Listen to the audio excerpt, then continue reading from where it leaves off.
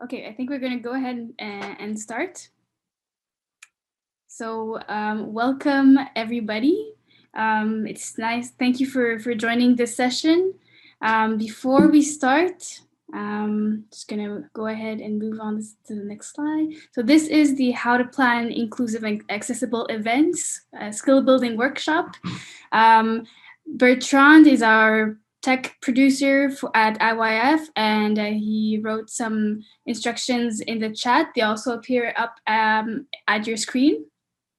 So before we start, please rename yourself to add your pronouns, either he, him, she, her, them, they, them, depending on like how you want people to call you. So there's instructions on the screens. You can press on your 3 dots next to your screen on the upper right corner and click on rename to rename yourself, or go to participants on your Zoom tab. And once you click on participants, you can hover over your name and press the rename button. And then once that's done, also make sure to have your smartphone, a pen and paper, because we'll be using smartphone for one of the activities. So once that's done, everybody, some people forgot to change their pronouns. I don't know if it's because you have trouble finding how to rename, but if you have any questions, don't hesitate to write your questions in the chat during the session, and we will assist you. Also wondering if there are any accessibility needs, anything that you need, just type it in the chat, or you can unmute yourself and say now before we start. All right.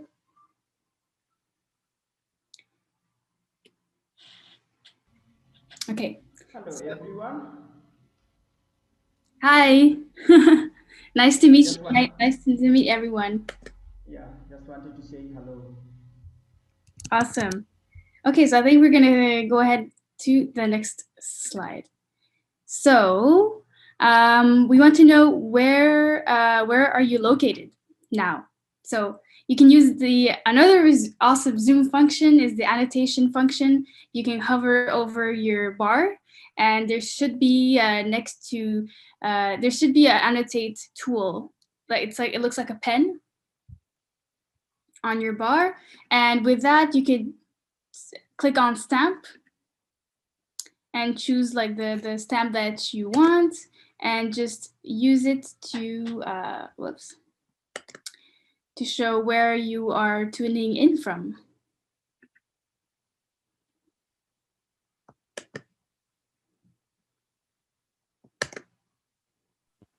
Marine, just to help, I had trouble. Yeah, you have to do view options. Yeah. Right, view options and then annotate to write where you're from. Bertrand, I don't know if you could assist me because I have I don't see my mouse anymore. Oh, absolutely. Remember? Oh, now I see it. Great. Okay. Okay, so a lot of people tuning in from Canada and from the States. Awesome. I see Omondi from Kenya. Awesome, welcome. Cool. Okay, so we're gonna move on to the next slide.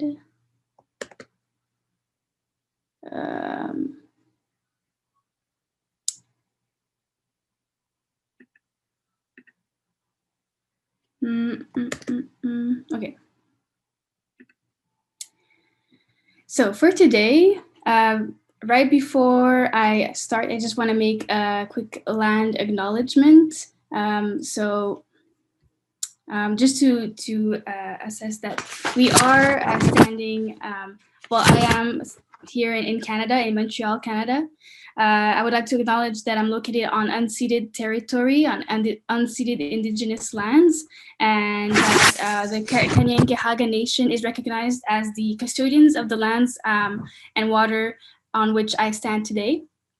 Tiohtià:ke, Montreal is historically known as a gathering place for many First Nations people. Today, it is a home to a diverse population of Indigenous and other peoples, and we respect the continued connections with the past, present, and future in our ongoing relationships with Indigenous people and other people within the Manchu. I just thought it would be important to recognize this. Today, we're going to be talking about inclusion. What is anti-oppression? Important keywords.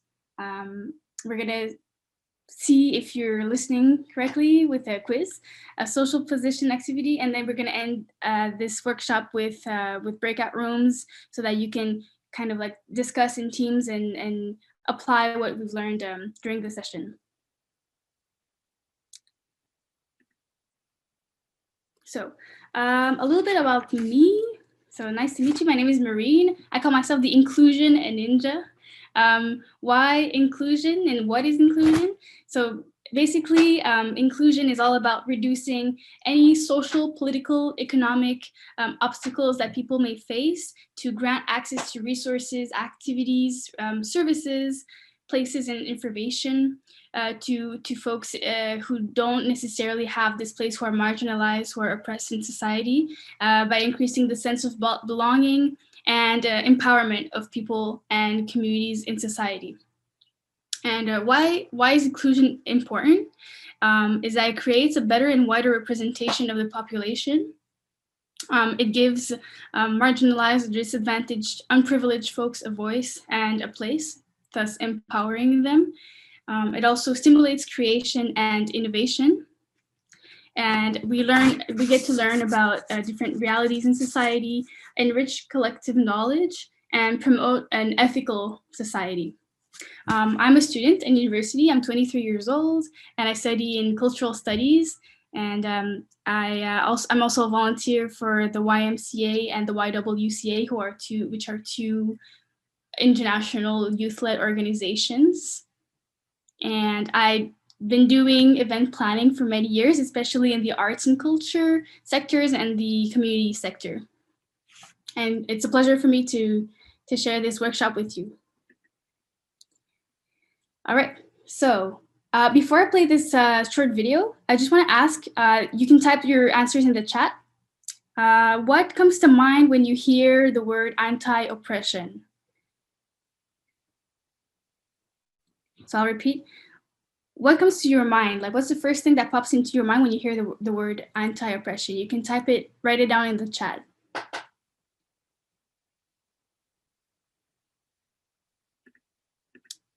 Okay, let's see. Equality, exclusion versus inclusion, changing the system, conscious effort to uplift all people. All right.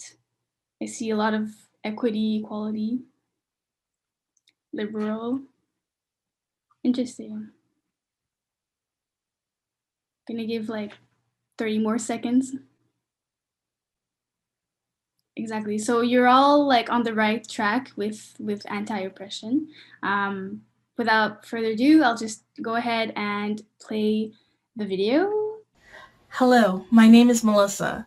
In this video, I will be discussing briefly some ideas and concepts concerning anti-oppression. For the purpose of this video, we will define oppression as the unjust use of power. Once again, the unjust use of power. So you may be asking yourself now, how is anti-oppression relevant in your life? Well, we're going to dive into that next. We're going to be looking at the 4 levels that oppression actually infiltrates society. The first level of oppression is the ideological stage. So specifically, we are looking at social constructs, ideas about people, myths, stereotypes that we hold in society that come to be normalized and seen as truth that impact the way society interacts with individuals, communities, and various groups. And sometimes oppression at the institutional stage looks like being excluded. It looks like being invisibilized, because if at the ideological stage of society you are not seen as normal or valid or the standard, you may not even be considered when laws are being made, when procedures are being made. You may not even be a thought. So it's so important to understand those connections The next phase is the interpersonal phase. In this phase, we have folks that are enforcing and acting out actions from the institutional phase, whether that be policies, enforcing laws, procedures, or anything that falls under that umbrella. It is happening at the interpersonal stage. And all those things are reinforced by the ideologies. So the final stage, the final impact, is internalized oppression, where individuals start to believe these genuine myths and ideas in society that are negatively impacting them at the ideological stage, and then reconfirmed at the institutional stage, and then reinforced at the interpersonal stage, and believing those things as truths, and adjusting their behaviors and actions and thoughts surrounding those ideologies and forms of oppression. So to quickly recap, the 4 I's of oppression are ideological oppression, institutionalized oppression, interpersonal oppression, and internalized oppression. Now, using an anti-oppressive framework and understanding anti-oppressive theory, you can actually start to combat oppression in society and create a more equitable space and environment for those around you. For example, in my work, I often take an intersectional approach. Intersectionality is a theory that was coined in the late 80s by a legal scholar by the name of Kimberly Crenshaw. In a nutshell, intersectionality is a concept that takes the whole being of the person into consideration and also looks at society as a whole. So, for example, it may look at different aspects of an individual's identity and how they may interact over different times and spaces to influence the person's experiences in society. Overall, anti-oppression is so important for everybody, and especially those in power, professors, healthcare practitioners, counselors, doctors, teachers, police officers, everyone. Anti-oppression is for you. It's for me. It's for you. It's for everyone, because you have influence, you have power, and it's so important to have these theories and knowledge and background to be able to properly support everyone in society so nobody gets left behind. So, what did you think about this video? So just write it in the chat. Was it clear? Did you learn something new from this video? Were there things that, so what's your take on this, basically, on what we've just seen together? Unjust use of power. Yes. For me, what really resonated is that last sentence, so that no one gets left behind. That's the whole point of working for inclusion and anti-oppression, right?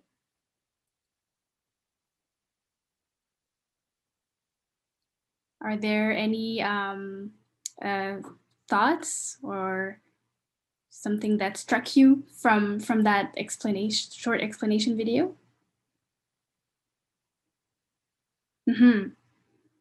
So you can see that with the 4 I's, as Jessie said, there are 4 I's, and that oppression is very broad and touches different levels. Aware of spheres of influence, new concepts. Great. So yeah, this will be available for you for sure. So there are different, oppression is a broad spectrum. So as she said, there are 4 I's. There's also different systems of oppression, which we're going to talk about next. Okay, so these are also important keywords when we talk about inclusion and anti-oppression. There's going to be a Zoom poll that's going to appear at your screen. Just choose the terms that you're least familiar with. So there are 8 terms here. Yeah, choose any term that you don't know about, or maybe you know all of them. Right. So least familiar with. Okay, representativity, intersectionality, tokenism. I see also. Okay, okay. So I'm gonna choose like 3 terms. We're gonna go over representativity, intersectionality, and tokenism.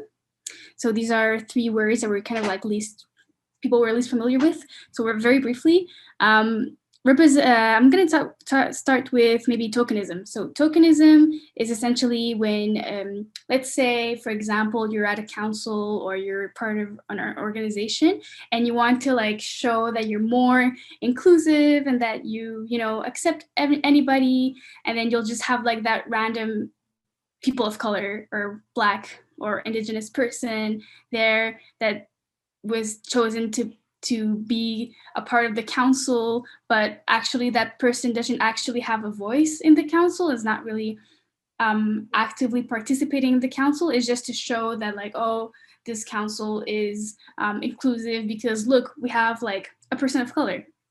But in reality, this person of color is not actively being included in all of the decision-making processes and leadership position. So this is called tokenism because this person is being like a token to show like the positivity and inclusion of the organization. That's kind of like misleading and false. As for intersectionality, the girl in the video somewhat explained it, but intersectionality is essentially when you have different components of your identities that are generally oppressed in society and intersect together. For example, a woman of color has these two oppressed identities, which is being a woman in society and being a person of color in society.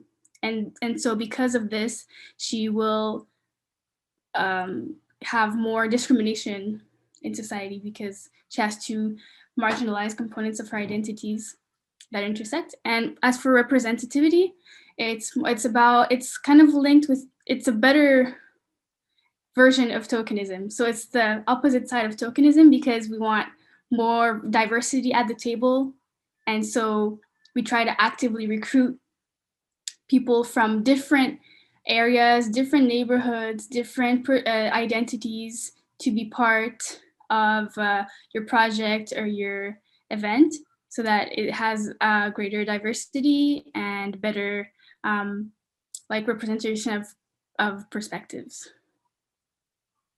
All right, any questions so far? If there's like any questions, you can always like write them in the chat. Okay, so yeah, intersectionality is a big thing here. Okay, so next slide, we'll see if you've listened to the video and the explanations. Quiz time. So take your smartphone out. We're going to use Mentimeter. This is I really like this app. So you just go on your browser in your phone and you write the website www.menti.com. And all you have to do is write the code that you see on the screen.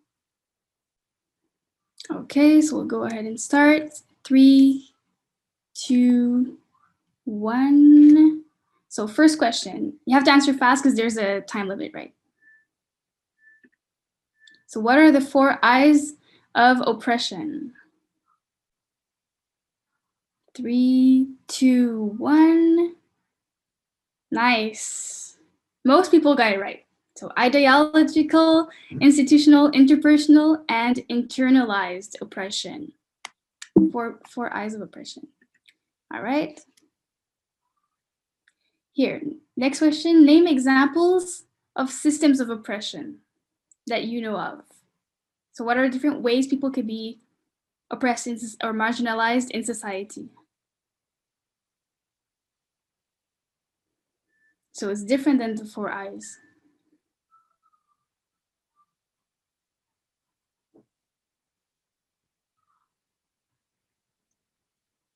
So you can see them appearing on the screen: access to education, racism, gender. So when we talk about sexism, discrimination based on your religion.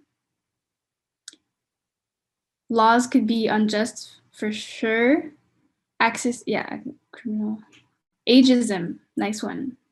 Ableism, that's also can also be called capacitism. So discrimination based on your like physical capabilities or functionalities. And I see recruitment. Okay, this is interesting, yeah. There's definitely discrimination in the workplace. access to jobs and employment. Cool. Okay, I think you guys are good.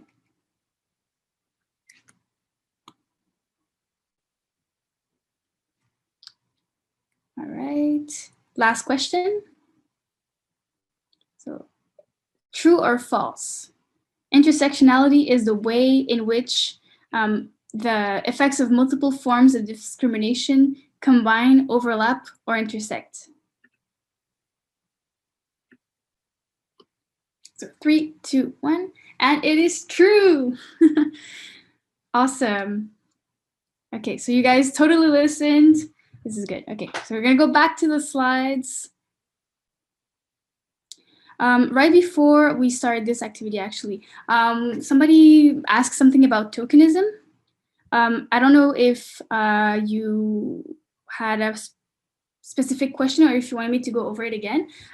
Essentially, okay, I'm going to try to reiterate, like, tokenism is basically using somebody. It's like you're taking advantage of somebody based on their identity because you want to show that you're being like inclusive and representative and respectful of different perspectives, when actually you just want that person there as like a token. A token is like, it's a false representation. It's not a truly meaningful representation, because when we talk about tokenism, the difference with representativity is that in tokenism, you're using this person, but you're not actually giving this person a voice. All right. Okay, now it's time for you guys to reflect. Yeah, keep the questions coming. I'll get back to you guys. So take 2 minutes to reflect on your own, either in your head or by jotting down notes on a piece of paper, and just choose 2 of the following questions to reflect on our privileges and like where you're at and where you stand in society. The first question is, to what extent do you feel that you can disclose your whole identity in public? Are there aspects of your social identity that you feel you need to keep separate from the public space? The second question is, have you faced or witnessed prejudice or discrimination? And how did you react? Third is, have you faced obstacles in your career progression? So somebody in the Mentimeter activity wrote something about, race, like discrimination in the workplace. Did that ever happen to you? So describe those obstacles. How can you use, and okay, last question, how can you use your privileges to empower or uplift others? How can you be a good ally to communities who face systemic barriers? So the systemic barriers that we've talked about in the activity, like racism, sexism, ableism, etc. And do you have allies? Allies are people who don't face the same realities, but who are maybe more privileged, but who are here to help you.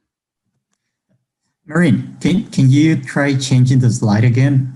We're still seeing the menti.com and code quiz time slide. Oh no, really? Do you see this that I'm changing? No way. Oh my God, sorry. Do you see it now? There it is, yes. Okay, perfect. So we're gonna take just 2 minutes to choose 2 of the questions that resonate more with you, and just, it's a moment of reflection. You could do it in your head, or you can note some things down as you think about these questions. All right, so the purpose of this self-reflection exercise was to reflect on the key notions of like allyship, our own privileges, how we can help people who are maybe not as privileged as us, and reflect on our unconscious biases, because we all have unconscious biases. We all have a different like experience in life and upbringing that kind of like modifies or distortions our way to view the world, depending on where we're from.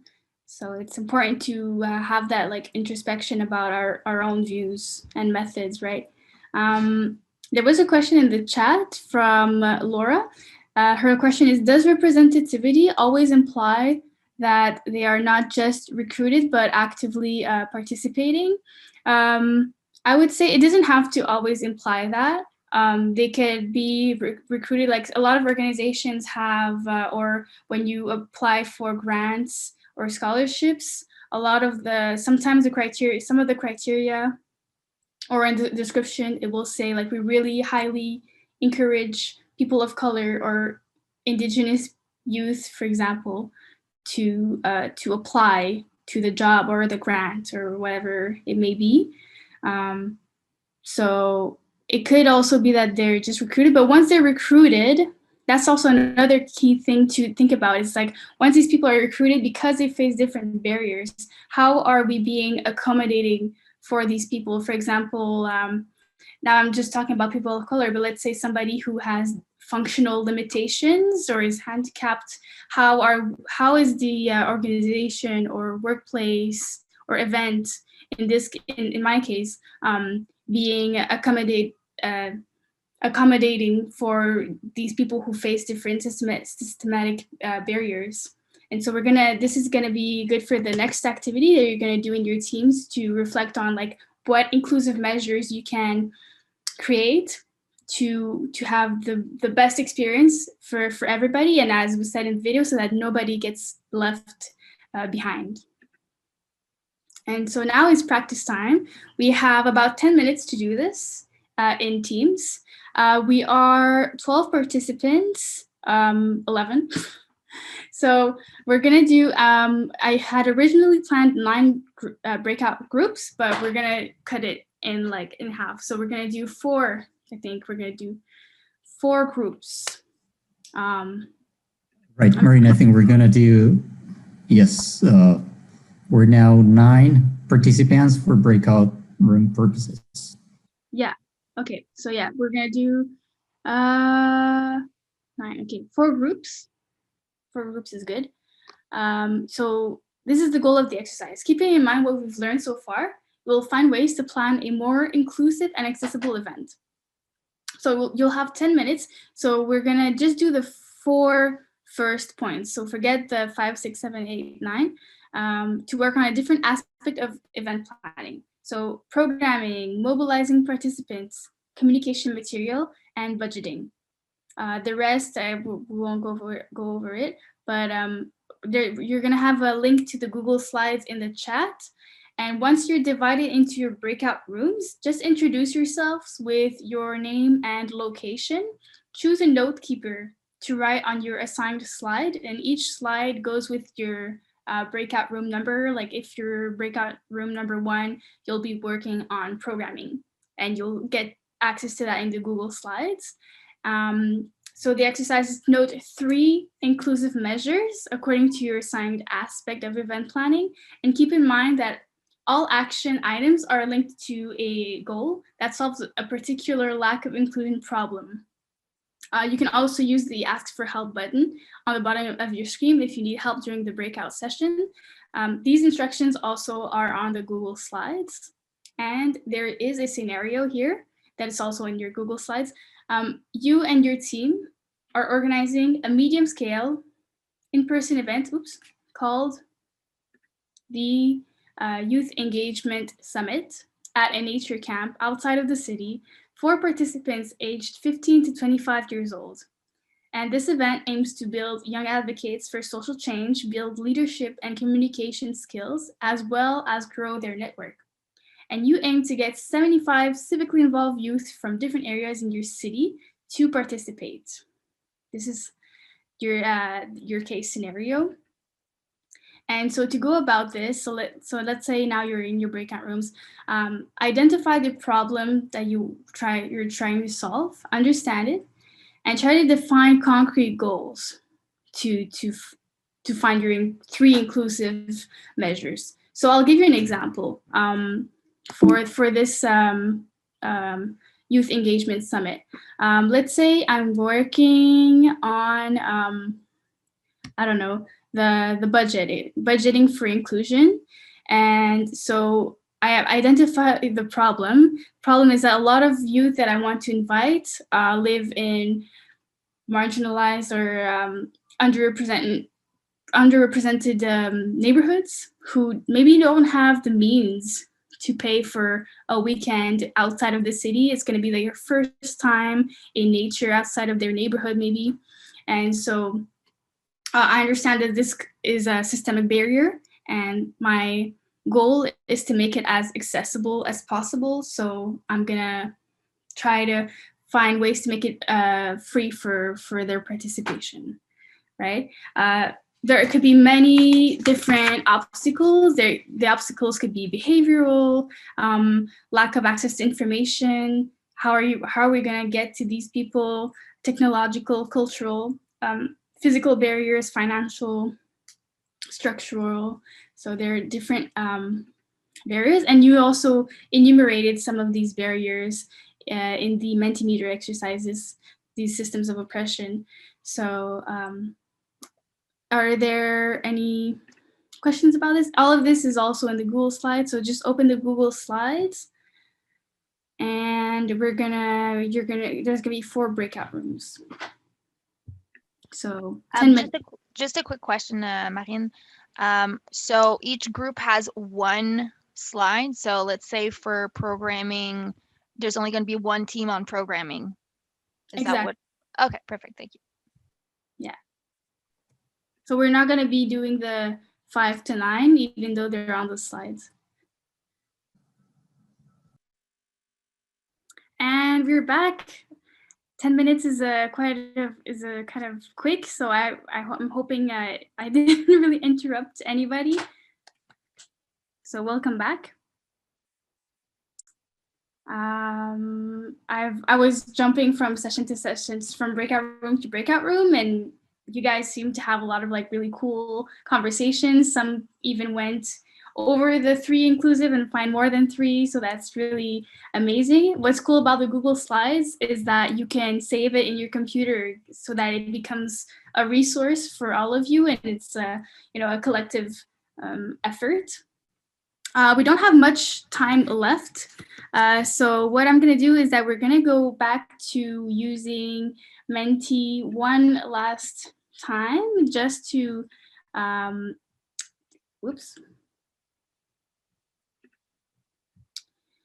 just to know like what you thought about this exercise is, with using the identify, understand, define, and act GEAR and framework. And so we're going to go back to Menti using your phone. It's the same code.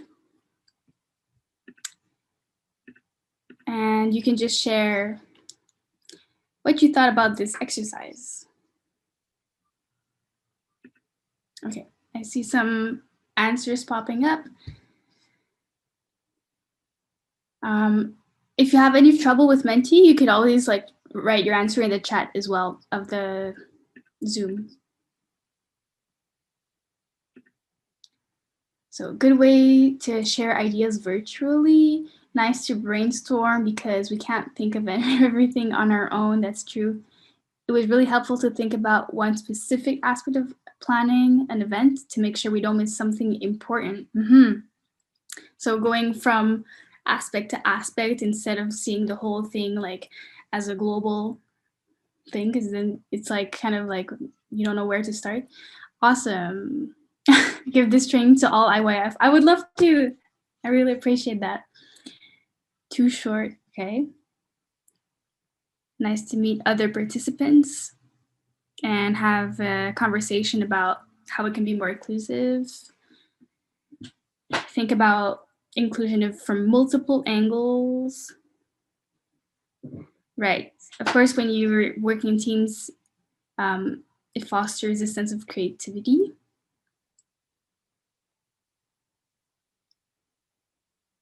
Awesome. Okay. So I'm really glad you guys enjoyed this exercise. So yeah, the goal was really to get our minds thinking about different aspects. I wrote 9, but there could be so many more, right? Thinking about taking one problem and specific and like trying to resolve it and like write inclusive measures. So I'll just like I kind of want to give one example of a measure in, let's take communication material. So how can we make our communication materials more inclusive? Multiple languages, include a welcome note and common goal, which makes all diverse groups to see their wants addressed. Create a fun setting, safe space, safe zone, and accessibility information. So that was for the communication material. Again, you guys have access to the slides, and I encourage you to download it. Next up, I have this cool quotation that I really like. It's, "A wheelchair is not a restriction. It's a tool for movement and living. It is society's lack of access that is the restriction." So it's kind of like shifting, mind-blowing, like shifting the way we think of society and accessibility. So it's a common effort. Here are all of the resources. There are so many more, but the main one that I would suggest you to check out is the DAWN, Disabled Women's Network of Canada. They have an inclusive practices toolkit. So it's a step-by-step checklist of everything that you have to check in your event to make sure it's inclusive and representative. And there are plenty of other links here. This PowerPoint is shared in a Google Drive. I think they'll be shared with you guys. And there are also articles that I put in here. I also encourage you to maybe check in your, these are mostly from Canada, but maybe in your country, if you're not from Canada, there are other organizations who have done inclusive practices toolkits or have an anti-oppression framework that's already ready and that you can replicate in your own like setting. And then I think that's it for me. I think I'm on time. It's already 5. It goes by fast, but I encourage you to shoot me an email, follow me on social media, and it'll be a pleasure to chat more about this topic. And so thank you, everybody. I'm gonna stop share. So it's nice to see everybody, and thank you for joining.